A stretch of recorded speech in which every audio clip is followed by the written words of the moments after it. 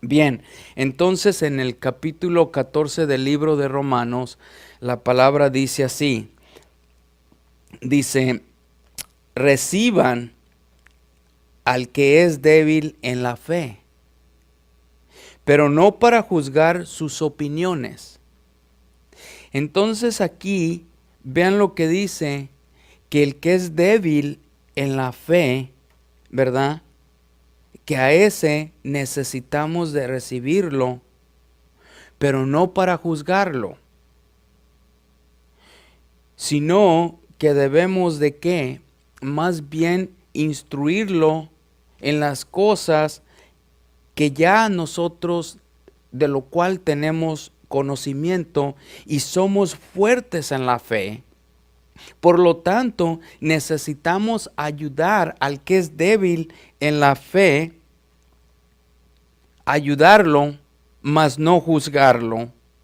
En el verso 2 dice, uno tiene fe en que puede comer de todo, pero el que es débil solo come legumbres, solo come frutas, vegetales. Entonces, este capítulo de Romanos 14 nos va a hablar de lo que es una dieta, de lo que es la comida. Si hay o no hay libertad en que nosotros podemos comer todo lo que comemos, dándole gracias a Dios para que por medio de la oración la comida pueda ser santificada. ¿Sí? Entonces, aquí dice, ¿verdad? Que en primer lugar, el débil de fe no debemos de juzgar sus opiniones. Número 2 dice, uno tiene fe en que puede comer todo, pero el que es débil solo come legumbres. El que está fuerte en la fe, el que tiene pleno conocimiento en las cosas de Dios, vean la clave de este verso. Dice que el que tiene fe puede comer todo. ¿Sí? Y aquí la palabra todo, en el idioma que usted lo busque, todo significa todo. Y donde usted busque la palabra fe, significa fe. Y el que tiene fe, significa que tiene fe. Y estamos hablando de qué? De comer, ¿verdad? Entonces, este es uno de los capítulos que me encantan porque hay todavía muchas denominaciones que se aferran mucho a que no debemos de comer ciertas cosas porque supuestamente no le agradan a Dios. Pero aquí vámonos por partes para ir entendiendo a cómo se va desglosando este capítulo 14, ¿verdad? Dice que debemos de recibir al que es débil en la fe, pero el que tiene fe, dice que tiene que, prácticamente dice, tiene la libertad de comer todo. Pero el que es débil, ese no puede comer todo porque es débil todavía en la fe.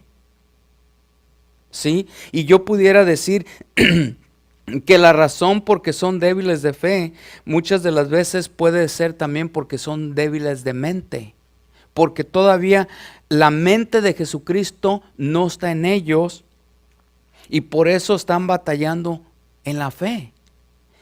Porque también hay una parte que dice, ¿verdad? En el libro de Santiago, dice que el que tiene fe, que lo debe de pedir, que no debe de ser de doble ánimo o no tiene que ser una persona que varía, que ahorita dice sí y después dice no.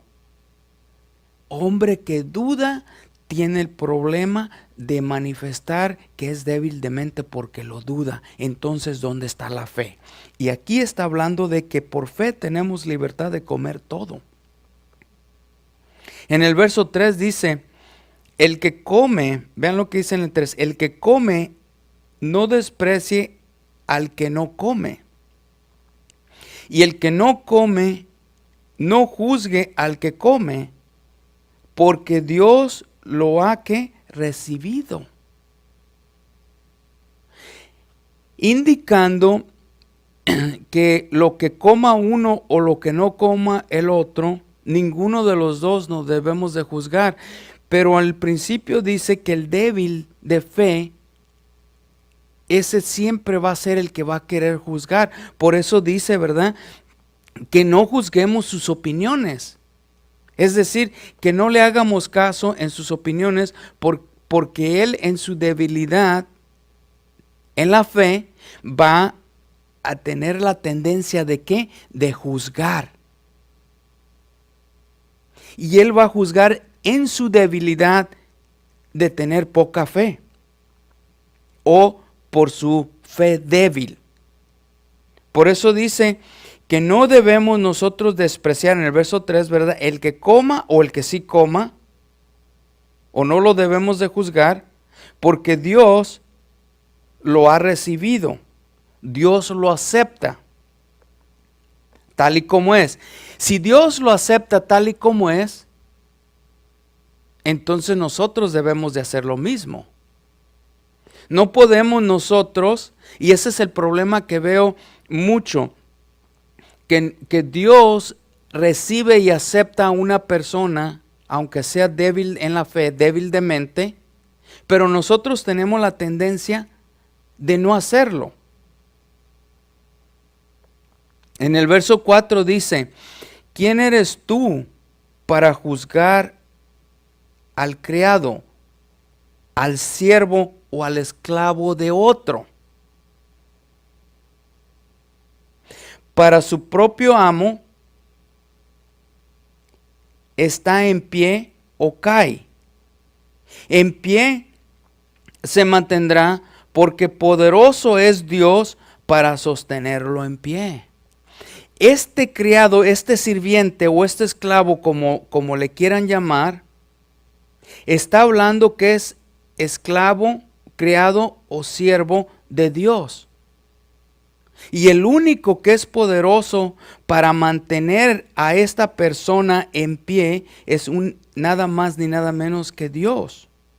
Él lo sostiene. Entonces, lo que está diciendo aquí es que si Dios lo sostiene, Dios lo acepta, Dios lo recibe, ¿quiénes somos nosotros para juzgar lo que come o lo que no come otra persona?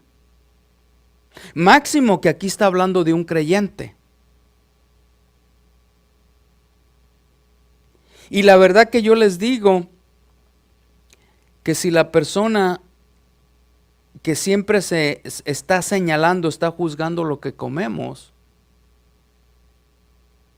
si es una persona débil de mente, débil de fe, yo me abstengo de comer algo que lo haga tropezar, por el bien de esa persona.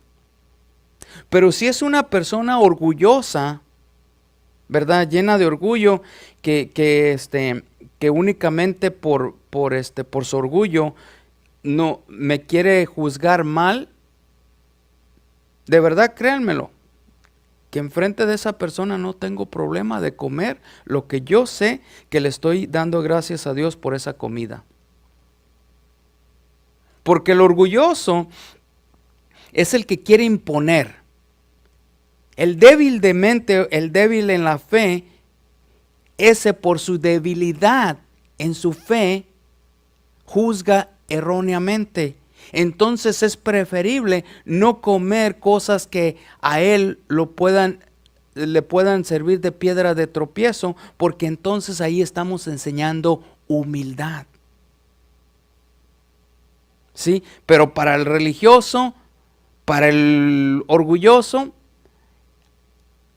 ahí cambia todo. En el verso 5 dice, uno juzga que un día es superior a otro.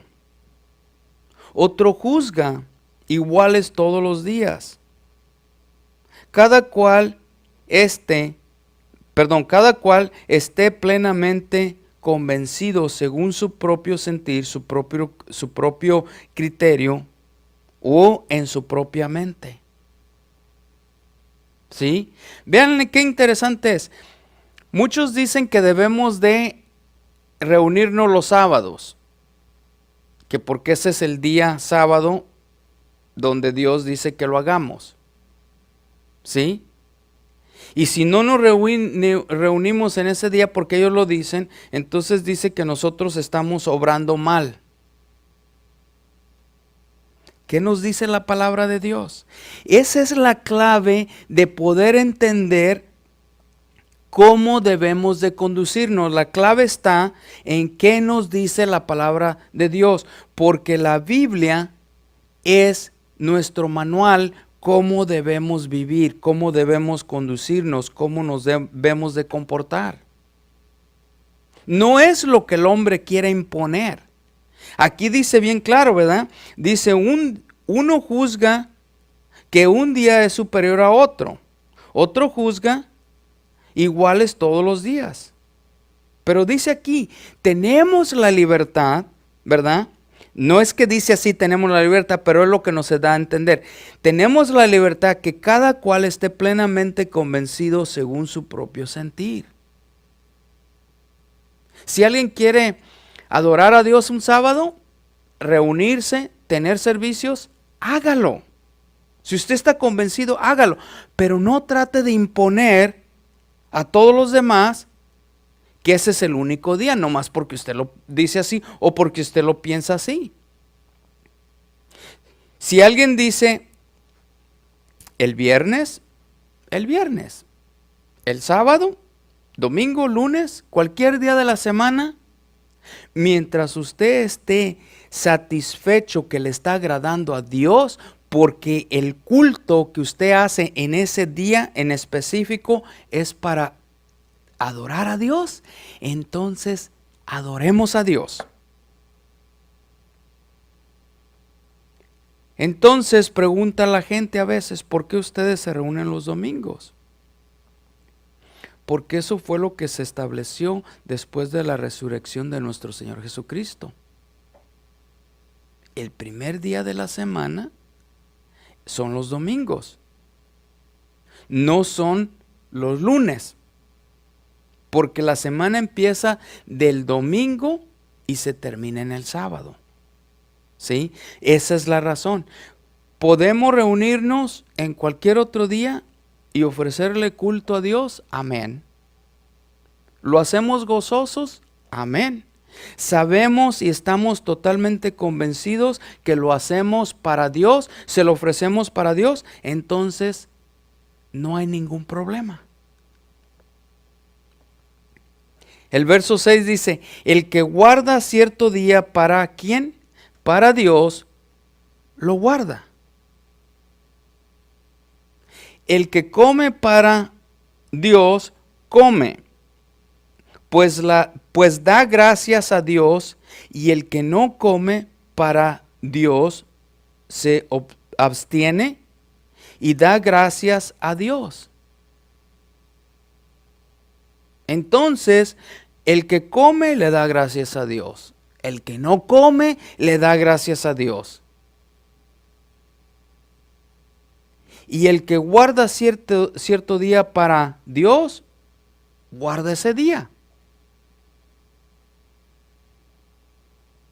Entonces aquí vemos cuál es la clave de este verso.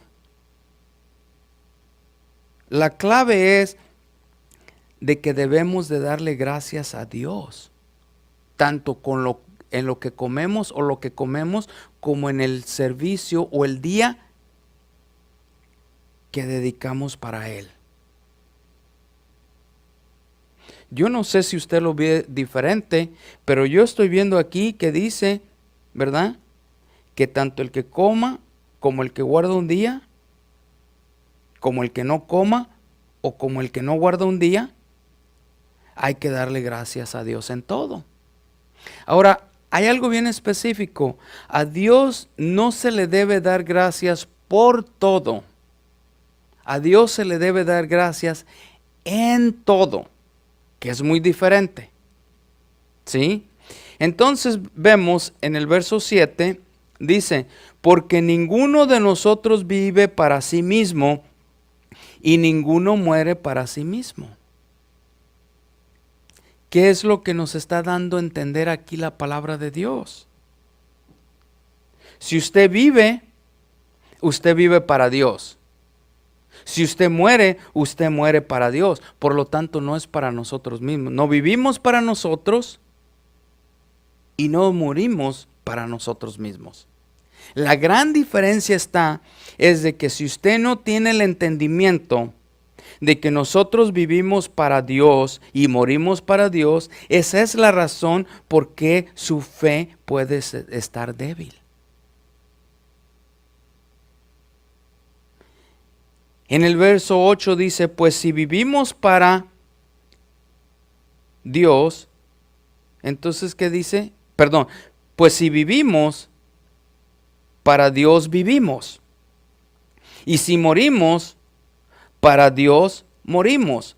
Por lo tanto, ya sea que vivamos o que muramos, ¿somos de quién? De Dios. Le pertenecemos a Él, porque ven la gran ilustración. Si nosotros vivimos para nosotros mismos, estamos perdidos. Y si creemos que morimos para nosotros mismos, ¿en qué nos beneficia? No hay beneficio. Pero cuando vivimos para Dios y morimos para Dios, entonces sabemos que somos de Él. Y sabemos que Él pagó un precio por nosotros, lo cual nosotros nunca podíamos pagar, esa deuda que teníamos por nosotros mismos, porque en la única forma que pudiéramos saldar nuestra deuda que teníamos es que nos convirtiéramos en santos por nuestras propias obras. Y no hay ninguna obra que un ser humano pueda hacer para poder llegar a ser santo. ¿Sí? Porque no tenemos el poder en nosotros de purificarnos, de santificarnos, porque no podemos nosotros por nuestro propio esfuerzo reconciliarnos con Dios. Porque el pecado nos separó de Dios y nos impide que podamos hacer una reconciliación. Por eso se tomó un sacrificio santo, ¿sí?, para que Él pudiera pagar nuestra deuda y Él pudiera santificarnos, restaurarnos, reconciliarnos. De lo contrario, no se puede. Y es increíble ver cómo muchos no quieren entender y no alcanzan a comprender la gran necesidad que tiene nuestra alma de ser salvada, de ser restaurada a la imagen y semejanza que Dios nos dio cuando creó al hombre. Vean lo que dice en el verso 9. Porque para esto Cristo murió y resucitó, para ser que Señor tanto de los muertos como de los vivos. Increíble. Para eso murió Jesús, para que hubiera una restauración, una reconciliación,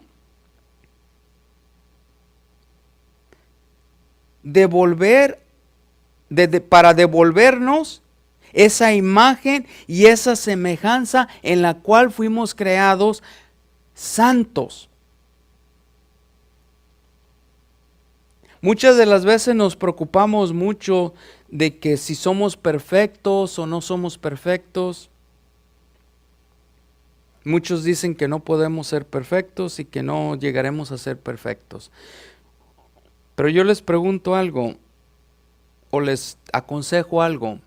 no nos fijemos en que si podemos ser perfectos o no podemos ser perfectos. Mejor enfoquémonos en que Dios nos restaure, en que Dios nos reconcilie con Él, en su santidad caminemos. Por eso dice que caminemos de acuerdo al Espíritu, ¿verdad? Y si nos enfocamos en la santidad de Dios,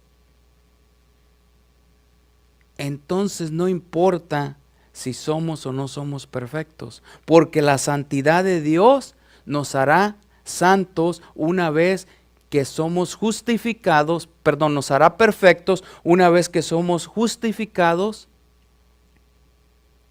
y eso nos dará un cuerpo glorificado, lo cual volveremos a ser perfectos como fue Adán creado y Eva, en la imagen y semejanza de Dios. Eso nos hará perfectos. Verso 10 dice, pero tú, ¿por qué juzgas a tu hermano? O también tú, ¿por qué desprecias a tu hermano o a tu hermana? Porque todos, ¿qué dice? Compareceremos ante el tribunal de Dios. Y vean qué increíble. En la traducción de español dice de Dios, en la traducción de inglés dice Cristo. ¿Sí? Entonces lo voy a leer de acuerdo a como dice en la original. Dice, pero tú, ¿por qué juzgas a tu hermano? O también tú, ¿por qué desprecias a tu hermano? Porque todos estaremos delante del tribunal de Cristo. ¿Quién es el que va a juzgar al vivo y al muerto? Cristo Jesús. Entonces, tenemos que tener mucho cuidado a quién juzgamos. ¿Sí? Que también la palabra juzgar pudiera ser a quién condenamos. ¿Sí? A quién le cortamos la cabeza en la forma que nos expresamos. A quién dañamos, le hacemos daño espiritualmente en la forma que les hablamos. Dice que todos nos presentaremos ante el tribunal de Cristo. Todos, buenos, malos, salvos, no salvos, todos. Y dice, ¿quién eres tú? Verso 11. Porque está escrito, vivo yo, dice Jehová, oh Dios, que ante mí se doblará toda rodilla y toda lengua confesará a Dios. ¿Sí? Entonces vemos, ¿verdad?, que toda rodilla se doblará y toda lengua confesará a Dios. Es decir, en el juicio final, todos van a entender que de verdad Cristo Jesús es Dios. Y ahí van a ¿qué hacer? Se van a arrodillarse enfrente de Él, delante de Él, y confesarán que Él es Dios. No para salvación, para que no se vayan a equivocar, sino como reconociendo que de verdad Él es el único y verdadero Dios. Y entonces no les va a quedar otra más de que rendirse y humillarse. Entonces en el verso 12 dice, de modo que cada uno de nosotros dará cuenta de sí mismo a Dios. Cada uno de nosotros individualmente le va a dar cuentas a Dios de lo que hicimos con el sacrificio santo que Él nos dio. De todo lo que hicimos en desobediencia o en obediencia. Una persona no le va a poder dar cuentas a Dios por otra persona, ni otra persona por la otra persona. Dice que cada uno de nosotros daremos cuenta a Dios de nosotros mismos. Verso 13. Por lo tanto, ya no nos juzguemos los unos a los otros, sino más bien decidan esto: no poner obstáculo o piedra de tropiezo al hermano. ¿Ustedes tienen idea cuánta división hay en el cuerpo de Jesucristo, todo por el nombre de una denominación? Que yo soy esto, yo soy lo otro, y nosotros aquí hacemos así, y nosotros acá hacemos acá, y nosotros acá de esta otra forma. Y cuando yo escucho eso, me pregunto, ¿qué nos dice la palabra de Dios? ¿Cómo debemos de conducirnos? Si la palabra de Dios te da instrucciones que debes hacerlo como haces, yo lo acepto. Pero si no está en la palabra de Dios lo que haces, entonces no lo acepto. ¿Sí?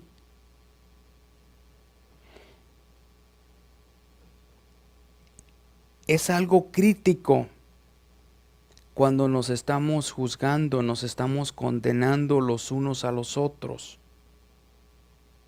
Es que en nuestra denominación así lo hacemos. Es que ustedes no lo hacen así, pero nosotros sí, y estamos bien bendecidos de Dios. Y déjenme decirles algo, que la palabra de Dios es muy clara. Todo lo que el ser humano hace fuera de lo que le agrada a Dios, no es de Dios, no es bendición de Dios. Por eso más bien busquemos no poner obstáculos o servir de piedra de tropiezo al prójimo, al hermano. Eso no debe de ser. Entonces en el verso 14 dice: yo sé y estoy convencido en Dios o en el Señor Jesús de que nada es inmundo. Vean lo que dice, de que nada, vuelve otra vez a tocar lo de la comida. Nada es inmundo en sí mismo, pero para el que estima que algo es inmundo, o para el que considera que algo es inmundo, para él lo es. ¿Cuál es una de las cosas donde se tiene mucho problema en comer para muchas denominaciones? Número 1 es la carne de puerco. Número 2 viene siendo el camarón o la langosta. ¿Sí? Y en realidad Dios prohibió que se comieran esas cosas. Entonces, ¿qué es lo que nos dice la palabra de Dios? Pablo dice que él está convencido, ¿verdad? Y que él sabe. En Cristo Jesús dice que nada es inmundo. Pero para el que siga creyendo que algo es inmundo, que lo sea para él. Es decir, para nosotros no.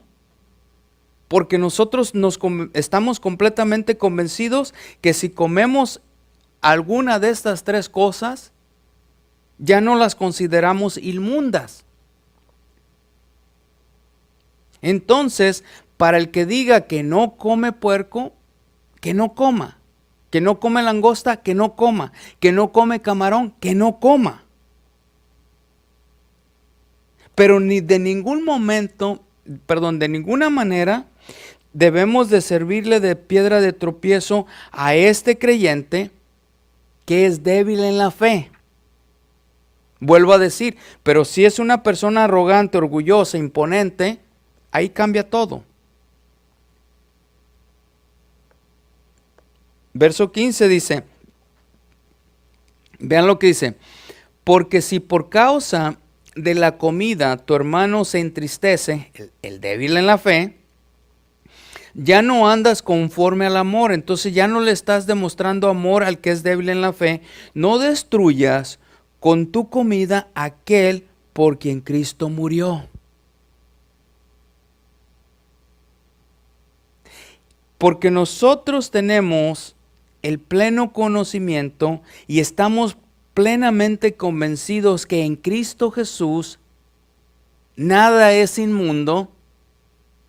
Aún dentro de eso, porque el hermano o la hermana es débil en la fe, no debemos de comer delante de ellos ciertas comidas que considera que todavía siguen siendo inmundas.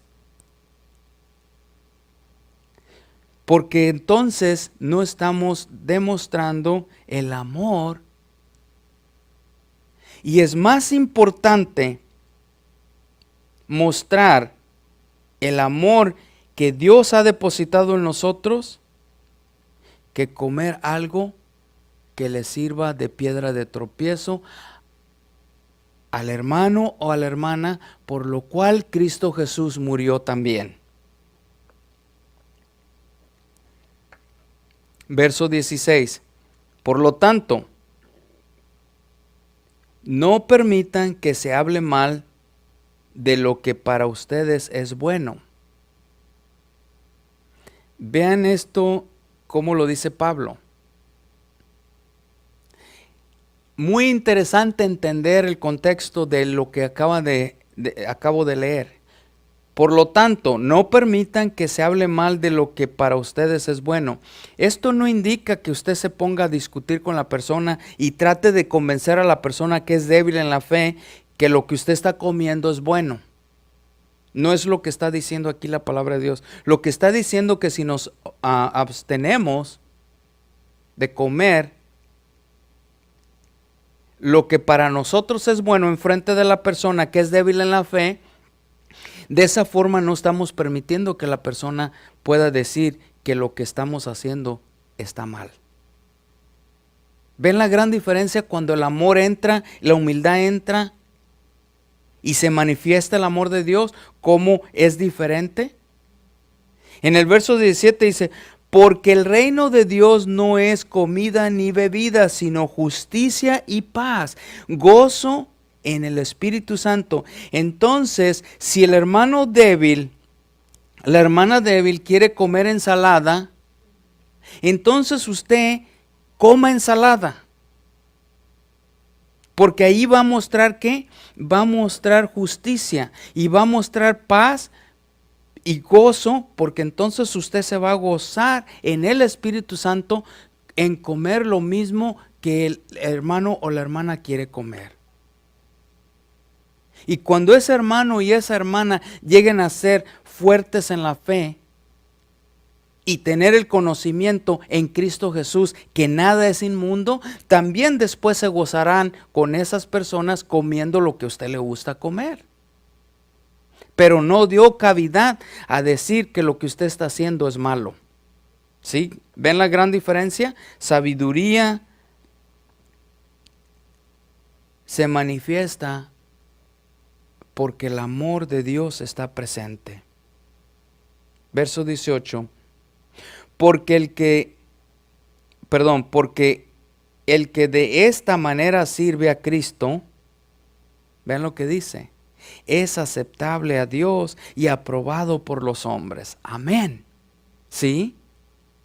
El que busca mostrar, el que deja que el amor de Dios se manifieste, el no servirle de piedra de tropiezo al débil de fe, al débil de mente, al que no tiene la madurez en la fe, el que aún considera todavía muchas cosas inmundas, y nosotros buscamos no condenar, no juzgar al hermano, a la hermana por su debilidad en la fe, y le servimos de esta forma a Cristo Jesús. ¿Qué es lo que dice? Somos aceptados o aceptables por Dios, y entonces vamos a ser aprobados por el hombre. Porque el hermano y la hermana van a estar satisfechos de ver que nosotros nos gozamos en comer las cosas que ellos comen. Qué gran diferencia, ¿verdad? Verso 19. Dice, así que procuremos lo que contribuye a la paz y a la ¿qué? Edificación mutua. Entonces, el comer lo que la otra persona que es débil en su fe,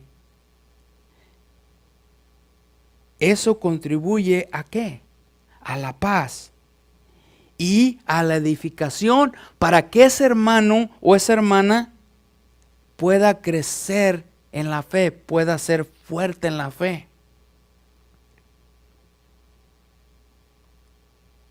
De verdad, es lo más hermoso que existe cuando si alguien quiere comer algo diferente, comamos. Alguien si quiere abstener de ciertas comidas, también hay que abstenernos de esas comidas. ¿Sí? ¿A alguien no le gusta el jugo de piña? Tome de naranja, de uva, de manzana. Tanta variedad que Dios nos dio como para ponernos a no contribuir en buscar la paz y la edificación mutua. Verso 20 dice, no destruyas la obra de Dios por causa de la comida. En realidad todas las cosas, vean lo que dice otra vez, en realidad todas las cosas son limpias, pero son malas para el hombre que escandaliza, que ofende a otro al comer, o que se ofende con lo que come el otro.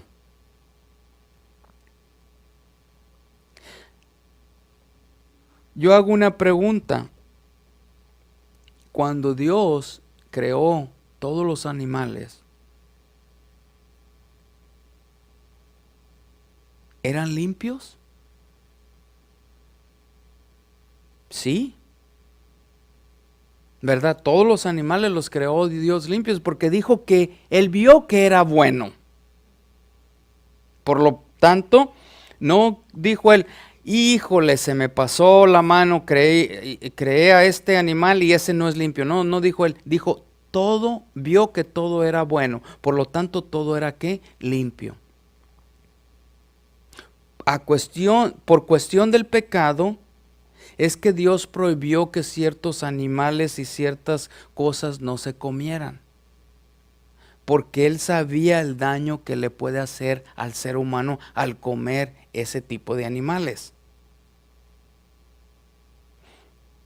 Pero no debemos de dejar de creer que así como Dios dijo no comas de estos animales, así también Dios puede decir este animal ya es limpio en Cristo Jesús. Y muchas de las veces se ofenden, hermano, ya está hablando más blasfemia, porque ¿cómo puede ser eso si Dios lo condenó? No, de igual manera, así como Dios nos perdona y nos limpia, Él puede limpiar cualquier cosa de su creación, porque acuérdense que es la creación de Dios, no de nosotros. Y Él puede declarar lo que Él quiera declarar limpio, aunque a nosotros no nos parezca. ¿verdad? Entonces mejor no nos escandalicemos y dejemos que cada quien coma lo que quiera comer y nosotros comer lo que queremos comer, dándole gracias a Dios, pero sin olvidarnos de que no hay que servirle de piedra de tropiezo al que es débil en la fe. 21. Es mejor no comer carne, vean lo que dice, aquí está bien clarito, es mejor no comer carne, ni beber vino, ni hacer nada en que tu hermano tropiece o se ofenda. Está hablando de quién? De un creyente, dice hermano o hermana, ¿verdad? En la civilización de la poniente se critica mucho el que un cristiano tome vino. El que coma carne, eso no hay problema, pero el que tome vino se critica mucho. Sin embargo, en la civilización oriental, ¿verdad? Del oriente, se acostumbra mucho en que en todas las comidas se tome vino. Jesucristo tomó vino, mas nunca se emborrachó. La gran diferencia, y es donde se necesita enseñar la palabra de Dios tal y como es de que el vino no lo prohíbe la Biblia de tomar. Lo que la Biblia prohíbe es el emborracharse. Por lo tanto, dejemos de estar escandalizándonos si una persona toma vino o no toma vino. Pero sí hay que tener mucho cuidado de que si sabemos que una persona ha sido alcohólica, de ninguna manera le sirvamos de piedra de tropiezo tomando enfrente de esa persona. ¿Por qué lo deberíamos de hacer caer cuando sabemos que Cristo Jesús murió por él? ¿Por qué deberíamos nosotros de hacer algo que no va a edificar al hermano o a la hermana? ¿Sí? Tengamos mucho cuidado con eso, porque si el hermano es débil o la hermana es débil, puede caer otra vez. ¿Sí? En el verso 22 dice, la fe que tú tienes, tenla conforme a tu propia convicción. ¿Ven lo que dice?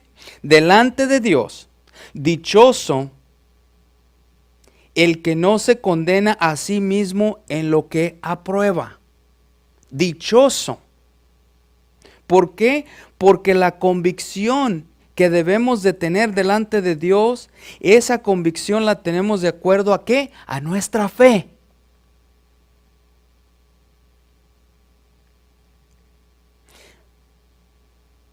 Y no nos condenamos en lo que aprobamos, de que sabemos lo que la palabra de Dios nos enseña, cómo debemos de conducirnos, comportarnos. ¿Qué cosas podemos hacer y qué cosas no podemos hacer?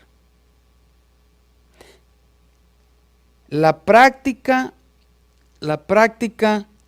de saber aplicar la palabra correctamente en nosotros es reconociendo que todo lo que no edifica